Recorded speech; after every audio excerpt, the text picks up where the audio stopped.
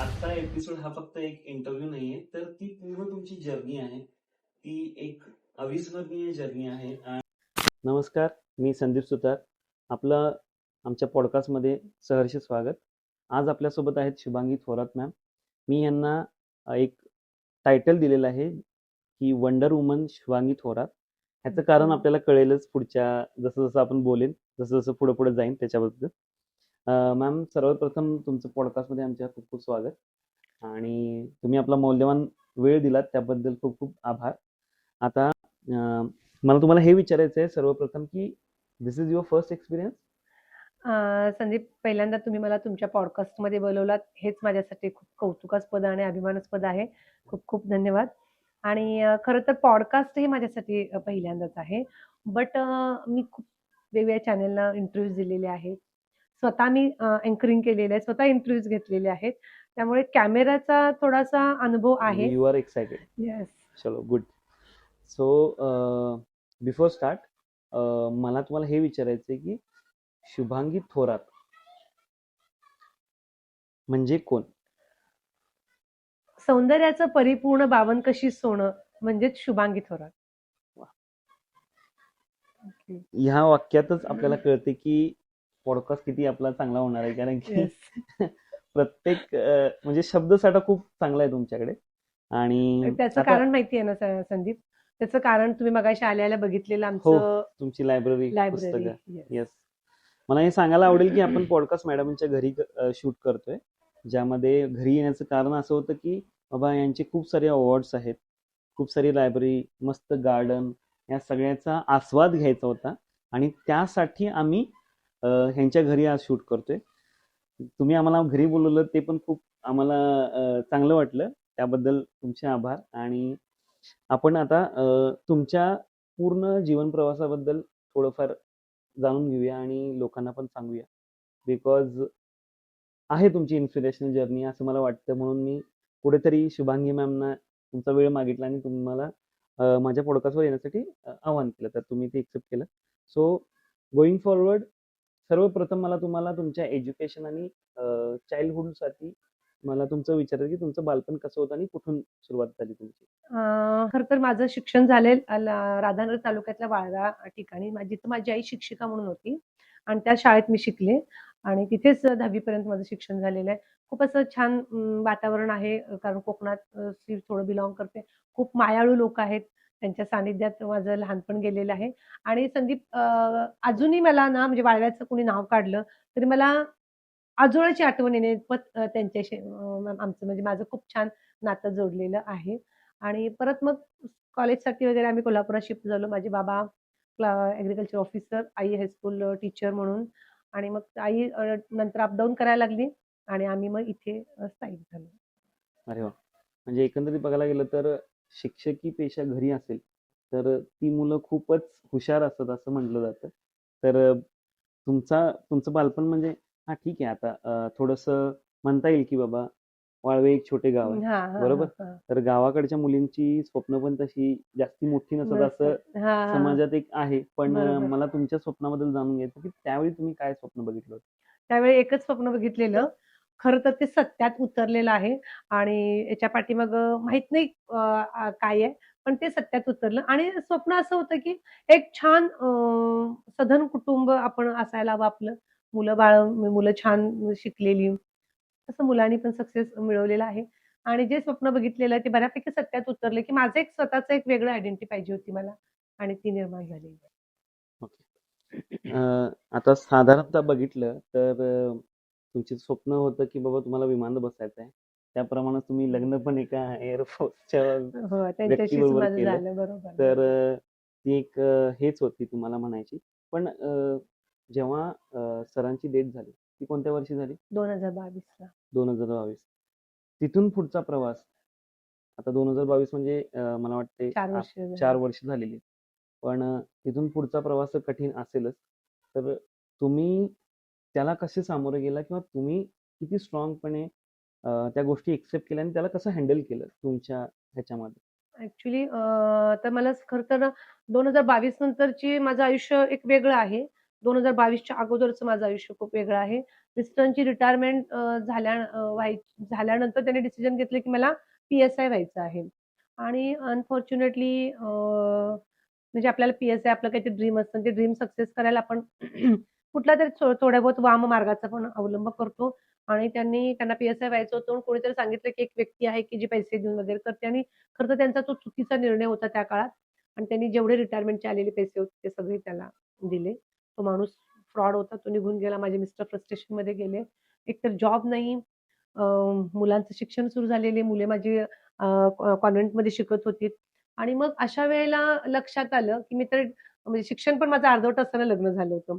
अशा वेळेला लक्षात आलं, की आता मी काय करायचं? म्हणजे शेवटी हा 20 वर्ष ॲज अ ऑफिसर म्हणून राहिलेला माणूस, तो इथे आल्यानंतर सिव्हिलमध्ये काहीच जॉब नाहीये. आणि मग खूपच उलथापालथ झाली त्यावेळेला आयुष्यात. आई-वडिलांची थोडी साथ होतीच. थोडी माझ्या जिद्दीची साथ होती. मुलांची तेवढीच ताकदीची साथ होती. आणि मग त्या काळात कॉम्प्युटरचं जे काही 97-98 ला वारं व्हायला सुरुवात झाली होती. बरोबर. जसं आता Insta, मोबाईलचं आहे तसं.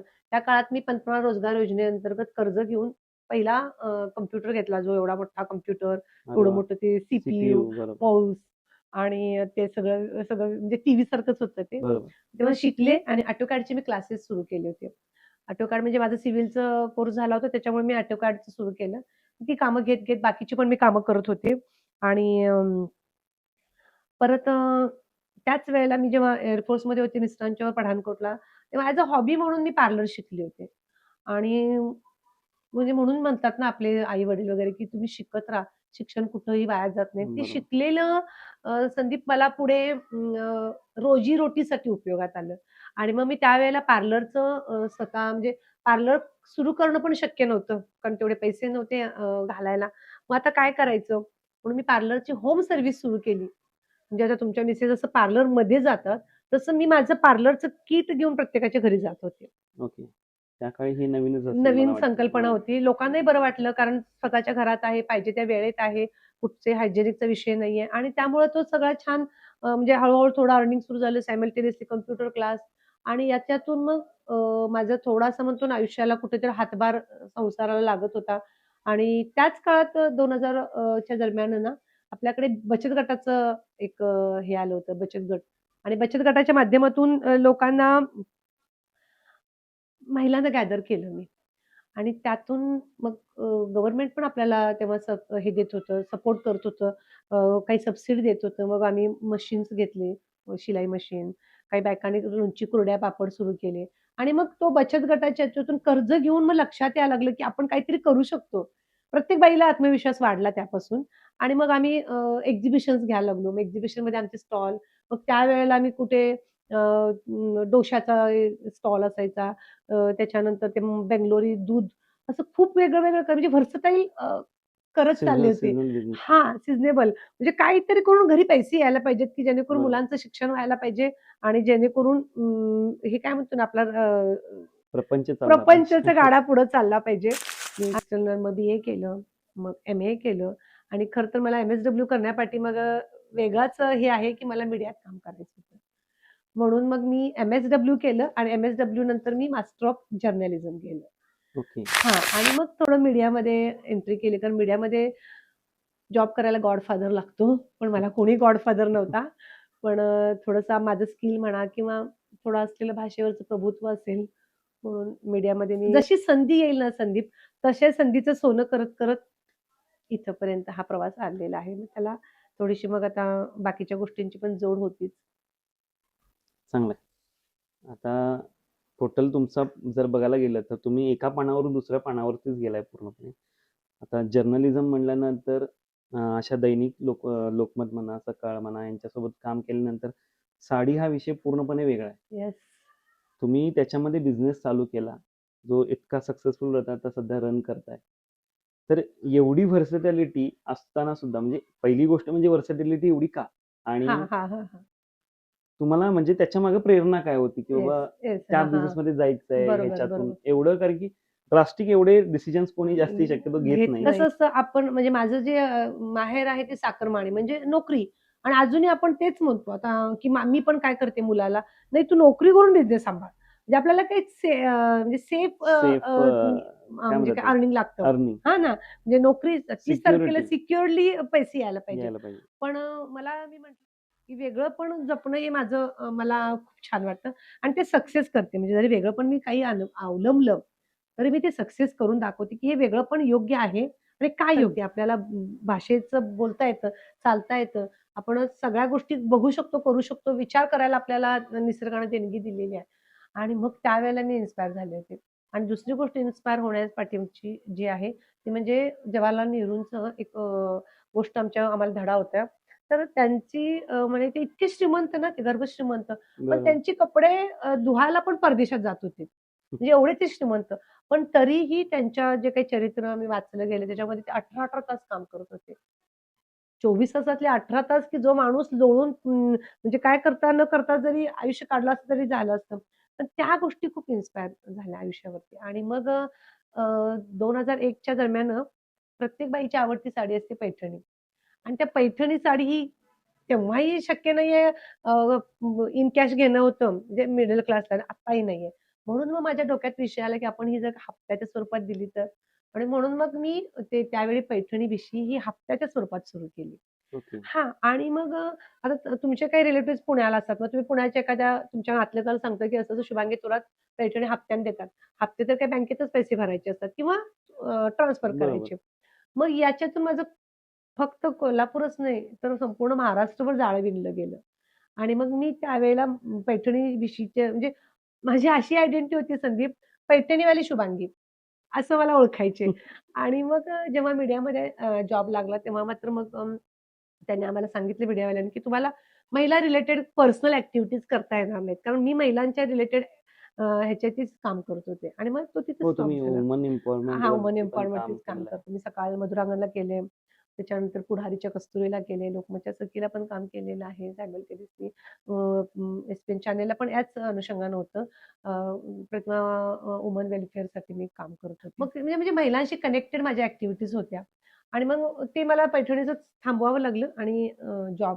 पण मग जॉब सोडायची पण थोडी वेळ आली. कारण तिथलं तिथलं कॉम्पिटिशन, ते टार्गेट, या सगळ्या गोष्टी वयाच्या एका टप्प्यावरती पण शक्य नव्हत्या. आणि मग मुलं म्हटली, "आई आता" म्हणजे मोठ्या मुलाला जॉब लागला, की "आई आता तू हे कर."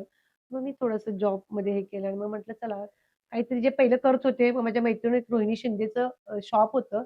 त्या शॉपमध्ये थोडंसं बुटीकचं तिनं मला जागा दिली आणि तिथे छोटंसं बुटीक सुरू केलं 24 जून 2018 ला. आज पुढच्या महिन्यातच आमच्या बुटीकला 8 वर्ष म्हणजे कंप्लीट होतायत आणि 9व्या वर्षात आम्ही आमच्या स्वतःच्या बुटीकमध्ये पदार्पण करणार आहोत. अरे वाह! येस. तुम्हाला त्याच्यासाठी खूप खूप शुभेच्छा. थँक यू सो कारण मच. की बऱ्याच कमी वेळात तुम्ही खूप काही अचीव्ह केलेलं आहे. येस, आणि मला वाटतं तुमची साडी पण सातासमुद्र पार पण गेलेली आहे yes, almost. Yes, yes, yes. Plus तुम्ही विणकरांसाठी पण खूप काही गोष्टी केलेल्या हो, आहेत. हो, हो, हो. तर एक्झिबिशन्स घ्यायला त्यांना स्पेस दिली किंवा वेगवेगळ्या काही गोष्टी असतील त्यांच्यामध्ये तुम्ही स्वतःहून पार्टिसिपेट केलं आणि त्यांना पण त्यांच्या कलांना वाव दिला. हं, हं, जे की हं, हं. खूप कमी लोकं करतात आजकालच्या येस, जगामध्ये. येस. आता ह्या सगळ्या गोष्टी करत असताना हे जी काय साडीबद्दलची ओढ आहे, बरोबर? आणि प्रत्येक साडीमध्ये एक व्हरायटी असते जसं तुम्ही म्हणता. येस, येस, येस, खरं जर येस. आम्हाला तर तसं त्या अँगलला मी बघत नाही. बरोबर. पण स्टिल तुम्ही असं म्हणता म्हणून तर एक त्याबद्दल त्या जर्नीबद्दल सांगा. मग आपण आपल्या पुढच्या टप्प्याकडे वळूया, की बाबा साडीच का? 24 जून 2018 ला पहिल्याच दिवशी 15,000 चा सेल झालेला. अरे वाह! आणि मग माझ्या लक्षात आलं, की मी काहीतरी करू शकते. मुलांनाही वाटलं, की "अरे हां, आई तुला याच्यामध्ये सक्सेस आहे." मग मिस्टरांची थोडीशी सपोर्ट, मुलांचा सपोर्ट. आता तर माझी सून तर म्हणजे ती जॉब करत मॉडेलिंग करतीये माझ्या साड्यांचं. तर या सगळ्यांच्या म्हणजे असं एकटी वुमन जी काय असते ना सक्सेस वुमन ती एकटी नसते बरं का. बरोबर. तिच्यासोबत संपूर्ण परिवार असतो. तिच्यासोबत तिच्या फॅमिलीची लोकं असतात, मित्र-मैत्रिणी असतात. आणि म्हणून मग मी साडीकडे वळले आणि साडी हा असा सेक्टर आहे, की त्याला कधीच मरण नाहीये. हां, बरोबर. ऑल टाईम महिलांना साडी पाहिजे आणि माझाही आवडीचा विषय होता. माझ्या मिस्टरांनाही साडीचं कलेक्शन छान वाटायचं. म्हणजे ते मला द्यायचे आणि मी मी घातलेली साडी खूप जणांना आवडायची. म्हटलं चला आपण ह्याच्यात बघू. म्हणजे बघू म्हणून असं नाही, पण ती माझं पॅशन होतं आणि आता तर ती माझी आता तपश्चर्या झाली. साडीवरती काम करत असताना बिझनेस तर तुम्ही करतातच. ऑब्व्हियसली सक्सेसफुल त्याच्यामध्ये चांगलंच येस, येस, झालेलंच आहात. येस. तर त्याबरोबर तुम्ही आता पुस्तकं पण लिहिताय, हं. की साडी बोलती आहे आणि माझी लंडनची वारी. हां. त्याच्याबद्दल आता ते पण एक वेगळंच पान आहे. त्याबद्दल पण तुम्ही थोडंफार सांगा. नाही मला बरेच जण म्हणतात, की अरे पण मला एक कळतं संदीप, की आयुष्य एकदाच आहे ना आपल्याकडे, तर मग ते चौफेर जगावं. सगळ्या गोष्टी जाणून घ्याव्यात, शिकाव्यात, बघाव्यात, आचरणात आणाव्यात. तर साडी बोलते हा विषय असा झाला, की हे बघा ॲडव्हर्टाइज करणं, मोठे-मोठे होर्डिंग पेपरला जाहिरात देणं इतपत तर मला कदापि त्यावेळेला शक्य नव्हतं. पण मग जाहिरात करायची कशी? मग एखाद्या बाईच्या हृदयात हात कसा घालायचा? तर तिची जुनी आठवण दिवसायची. हां ना, तिला बरोबर. थोडंसं हे केल्यावर.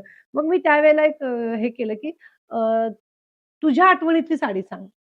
म्हणजे माझी एक आठवण मी ती सगळ्यात पहिल्यांदा साडी मी कधी नेसली 10वीच्या सेंड ऑफच्या वेळेला. कोण कधी नेसतं, कधी तिला पहिल्यांदा पाहुणे बघायला आल्यावर. कोण एखाद्या आपल्या बहिणीच्या लग्नात नेसतं, भावाच्या लग्नात नेसतं किंवा कोणतरी आता असं पण करतं, की आईनं साडी सोडून ठेवली आहे ह्याच्यावरती ती गुंडाळून मी कशी दिसते. मग ते लटके-झटके आरशातले सगळे असे असतात.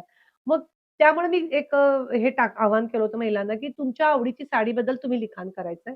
मग त्याला स्पेसिफिक नाव आलं, साडी बोलती आहे. कारण ती बोलते तिच्याशी.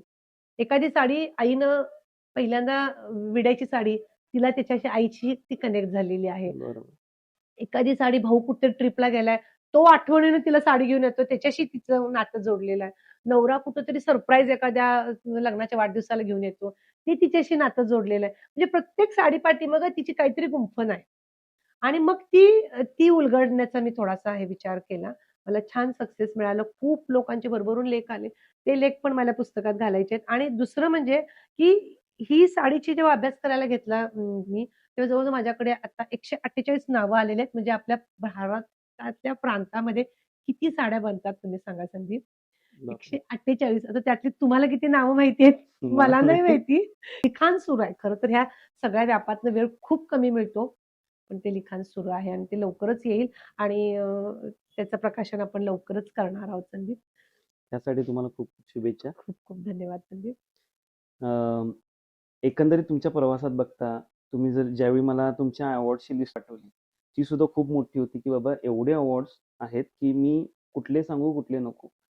मला मग त्यामध्ये शॉर्ट एक मग म्हणजे मला हे तुम्हाला विचारायचं आहे, की बाबा एवढ्या सगळ्या अवॉर्ड्समध्ये तुमच्या जवळचा अवॉर्ड कोणता आहे त्यामधला? आता जसं सांगते तुम्हाला पण संदीप हे प्रश्न पडला, की कुठला? तसं मलाही आता आहे प्रश्न. पण मला एक 2 अवॉर्ड्सबद्दल आवर्जून इथं उल्लेख करावासा वाटेल. पहिला 2008ला मी महिला दिनाचा जेव्हा सई कराडे महापौर होत्या, तेव्हा त्यांनी खरं तर खूप छान महिला दिनाचा कार्यक्रम आयोजित करायला सुरू होता आणि तो त्या पुरस्काराची मी मानकरी ठरले होते. तो मानाचा पुरस्कार होता मी महिला आणि मला खरंच अभिमान वाटला, की कोल्हापुरातली म्हणजे बाहेरून आम्ही येऊन इथं राहिलोय आणि अशा म्हणजे मला तो पुरस्कार मिळतोय. तो पुरस्कार आणि दुसरा पुरस्काराचा मात्र थोडासा माझ्या माझ्या ह्याच्याशी कनेक्ट आहे तो जास्ती.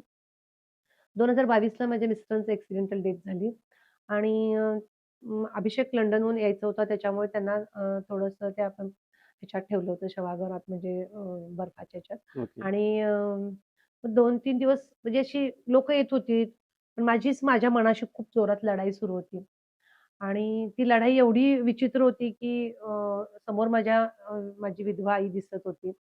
आलेल्या लोकांच्यात कोण ना कोण तर तशी होती किंवा मी आत्तापर्यंत वयाच्या म्हणजे 50च्या साधारणतः दरम्यान त्यांची डेथ झाली आहे. मी 50शी पर्यंत मी बघितलेली विधवा बाईचा एकंदरीत अभ्यास केलेली होती.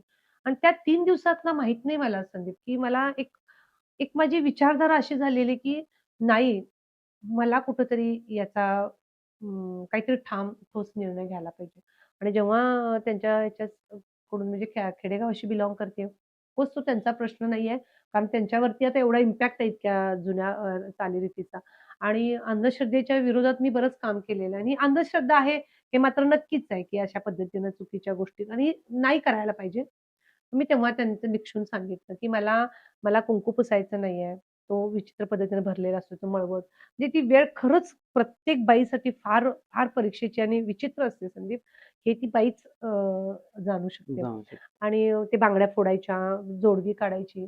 मी तेव्हा सगळ्यांच्या समोर मी सांगितले, की मला ह्या प्रथा मान्य नाहीत. मी करणार नाही. थोडा वेळ सगळीकडे स्तब्धता होती, शांत होतं. माहीत नाही मग त्या लोकांनी म्हणजे त्यांनी हे केलं आणि मला एवढा कोणी विरोध केला नाही. पण नंतर मात्र 15 दिवस मला ते जाणवलं, की तुम्हाला विरोध होतो आहे आणि मला तरी ठाम राहायचं आहे. म्हणजे रक्षा विसर्जन किंवा पुढच्या धाग्याला वगैरे मी काही केलं नाही आणि माहीत नाही, की मी जो उचललेलं म्हणजे माझ्या बाबतीतलं आहे, असं खूप जणांनी केलंय. आता ते सावित्रीबाई फुलेंच्या पासून आपण ऐकत आलेलो आहे. महिलांनी बरोबर. लढा दिलेला आहे. पण जेव्हा वैयक्तिक ती व्यक्ती त्यात उतरते, जेव्हा ते म्हणतो ना, की आपण मेल्याशिवाय स्वर्ग दिसत नाही. ती व्यक्ती जेव्हा उतरते तेव्हा तिला माहिती पडते, की काय त्रास आहे त्या गोष्टीतून जाताना. आणि खरं तर त्याच वेळेला जेव्हा मी हा निर्णय म्हणजे सगळ्यांसमोर घेतला, लोकमतमधल्या विश्वास पाटील सरांनी माझं एक आर्टिकल पब्लिश केलं आणि संपूर्ण महाराष्ट्रभर व्हायरल झालं आणि त्याच्यासोबतच हा कायदा पण त्याच वेळेला पास झाला.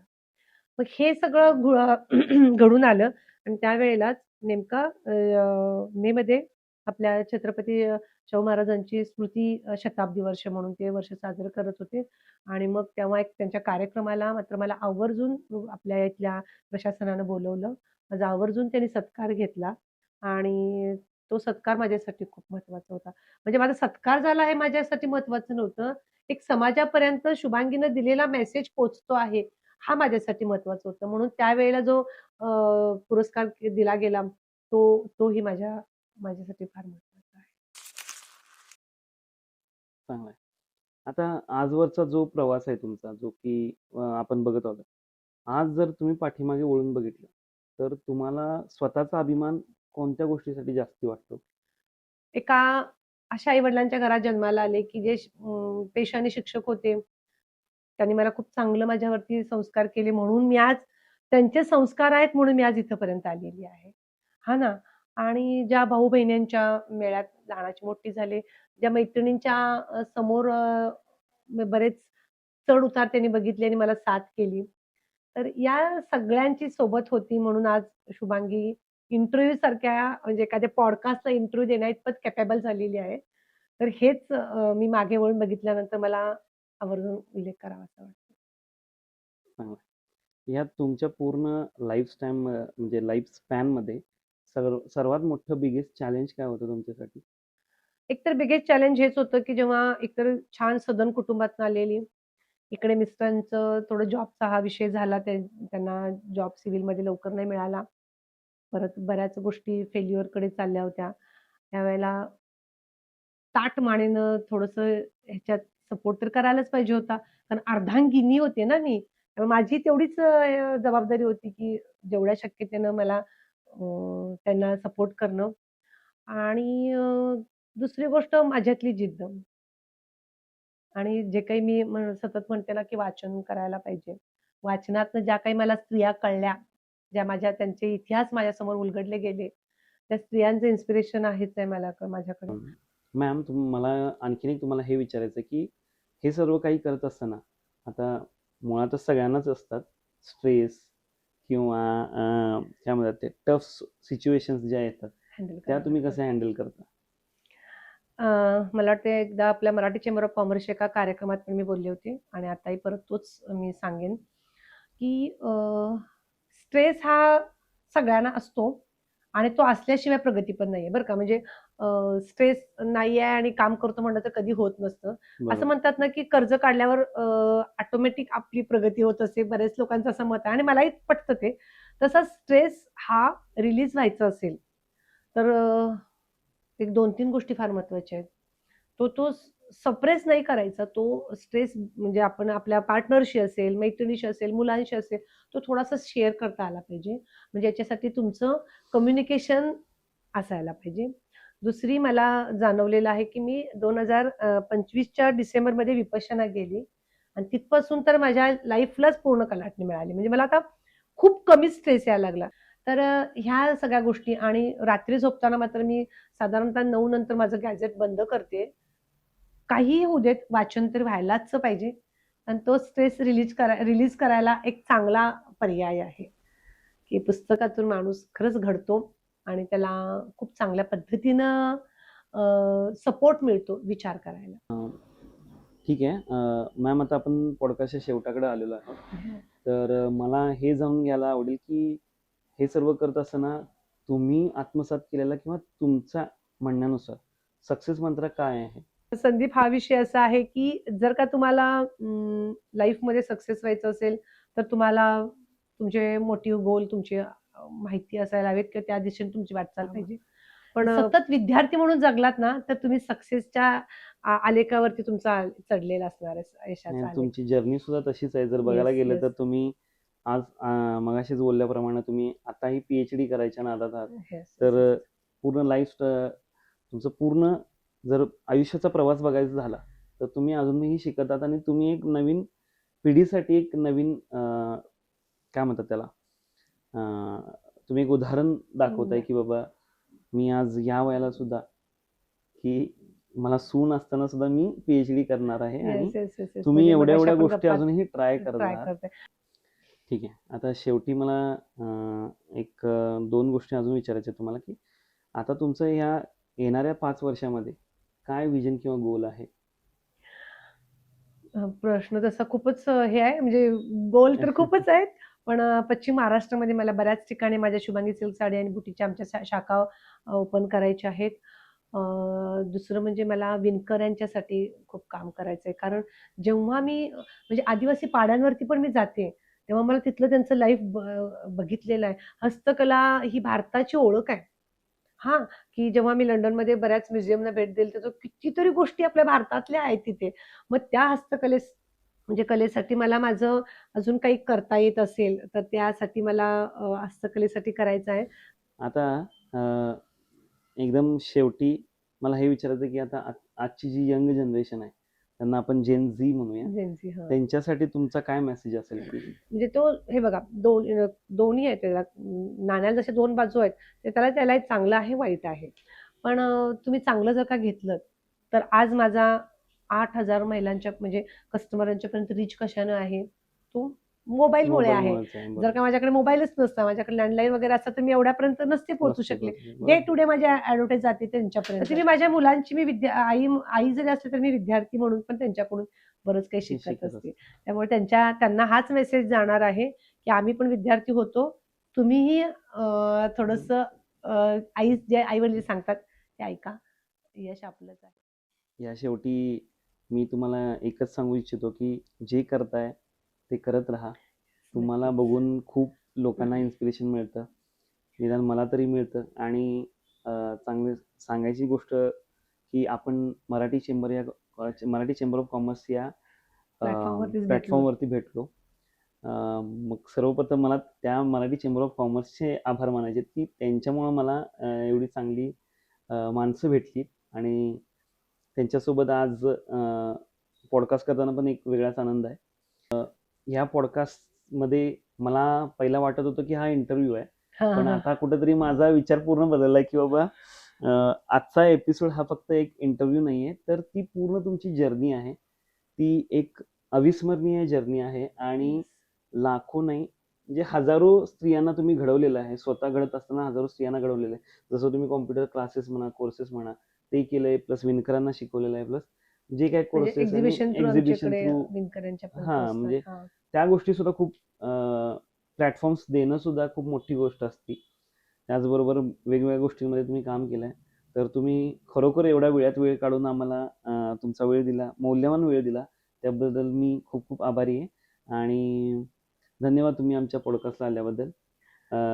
व्ह्युअर्ससाठी हा पॉडकास्ट नक्कीच एक प्रेरणादायी ठरेल आणि यातून नक्कीच काहीतरी घेतील लोक, याची मला आशा आहे. धन्यवाद.